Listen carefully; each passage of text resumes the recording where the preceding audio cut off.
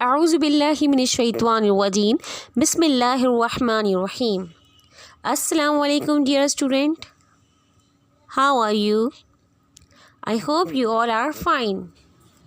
آج ہماری اسلامیات کی کلاس ہے، تو اسلامیات کی کلاس میں جو ہم سب سے پہلے پڑھنے جا رہے ہیں وہ ہے ہماری قرآن پاک کی سورت سورہ زلزال۔ سورہ زلزال، زلزال کے معنی ہے ہلانا، جب زمین ہلا دی جائے یعنی زلزلہ آئے گا۔ اس صورت میں قیامت کے قریب ترین کا ذکر ہے۔ یہ صورت مدنی ہے۔ مدنی صورت وہ صورت ہے جو مدینہ شریف میں نازل ہوئی۔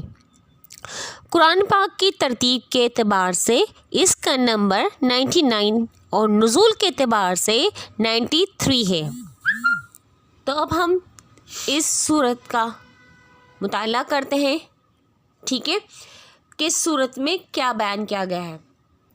بسم اللہ الرحمن الرحیم۔ اذا زلزلت الارض زلزالها، جب زمین زور سے، خوب زور سے ہلا دی جائے گی، زمین میں بوجھال آ جائے گا، یعنی کہ زمین پہ زلزلہ آئے گا جس کی وجہ سے وہ زور زور سے، زمین کا صرف کوئی ایک حصہ نہیں، تمام حصے زمین کے ہلا دیے جائیں گے۔ وَأَخْرَجَتِ الْأَرْضُ أَثْقَالَهَا، اور زمین اپنے بوجھ باہر نکالے گی، زمین کے اندر جو کچھ بھی ہے وہ سب بوجھ اپنے باہر نکالے گی۔ وَقَالَ الْإِنسَانُ مَا لَهَا، اور انسان کہے گا کہ اس کو کیا ہوا ہے، کیونکہ جس قدر زمین کا شدید زلزلہ آئے گا، زمین جس قدر ہلے گی، انسان پریشان ہو جائے گا کہ کیا ہو گیا، وہ کون سا وقت آ گیا، وہ کون سی گھڑی آ گئی جس میں زمین ہل پڑی ہے۔ وہ خود پریشان ہو جائے گا اور پوچھے گا واٹس رانگ وتھ یو، کیا ہو گیا، کہ اسے خود کچھ سمجھ نہیں آئے گا۔ یومئذ تحدث اخبارها، اخبارہا جمع ہے خبروں کی، ٹھیک ہے۔ اس روز وہ اپنے حالات بیان کر دے گی۔ جب انسان پریشان ہو کے پوچھے گا کہ کیا ہوا، اسے خود سمجھ نہیں آئے گا، تو زمین اس روز اپنے حالات بیان کرے گی۔ اسی آیات میں ایک حدیث ہے کہ حضور اکرم صلی اللہ علیہ وسلم نے یہ آیات تلاوت فرمائی تو صحابہ کرام رضی اللہ تعالیٰ عنہ سے پوچھا کہ تمہیں پتہ ہے کہ زمین کی خبریں کیا ہیں؟ تو صحابہ کرام رضی اللہ تعالیٰ عنہ نے فرمایا کہ اللہ اور اس کے رسول ہی بہتر جانتے ہیں۔ تو نبی اکرم صلی اللہ علیہ وسلم نے بتایا کہ ہر بندہ یا بندی نے زمین کے پشت پر جو کام کیا ہوگا، زمین وہ سب بتا دے گی کہ فلاں بندہ یا بندی نے فلاں جگہ پہ یہ کام کیا، چاہے وہ اچھے اعمال ہو یا برے اعمال، زمین سب بیان کر دے گی۔ بِأَنَّ رَبَّكَ أَوْحَى لَهَا، کیونکہ تیرے رب نے اسے وحی دی ہوگی، یعنی رب العزت نے ہی اسے حکم دیا ہوگا، کیونکہ اللہ کے حکم کے بغیر ایک پتا نہیں ہل سکتا، اللہ کے حکم سے ہی زمین سب کچھ اگل دے گی۔ یومئذ یصدر الناس اشتاتا لیروا اعمالہم، اس دن لوگ بکھرے ہوئے نکلیں گے تاکہ ان کے اعمال بتائے جائیں۔ اس دن لوگ گروہ دگروہ ہو کر جائیں گے تاکہ ان کے اعمال دکھائے جائیں کہ ان کے اعمال نیک ہے یا بد۔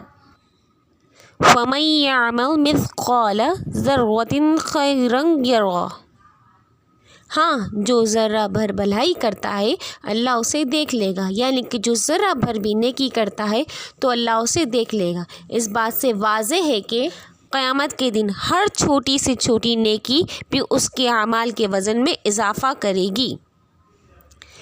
وَمَن يَعْمَلْ مِثْقَالَ ذَرَّةٍ شَرًّا يَرَهُ، شر یعنی کہ برائی، اور ویسے ہی جیسے اچھائی کرنے والوں کو اللہ دیکھ لے گا، اس آیات میں بتایا گیا جو ذرہ بھر بھی برائی کرے گا اللہ اسے دیکھ لے گا۔ اسی آیات کے بارے میں حضرت ابو بکر صدیق رضی اللہ تعالیٰ عنہ کا واقعہ ملتا ہے کہ حضرت ابو بکر صدیق رضی اللہ تعالیٰ عنہ نے حضور اکرم صلی اللہ علیہ وسلم سے پوچھا کیا مجھ سے جو غلطی سے برائی ہو جاتی ہے کیا میں اس کا نتیجہ دیکھوں گا، یعنی کہ کیا مجھے اس کے سزا ملے گی؟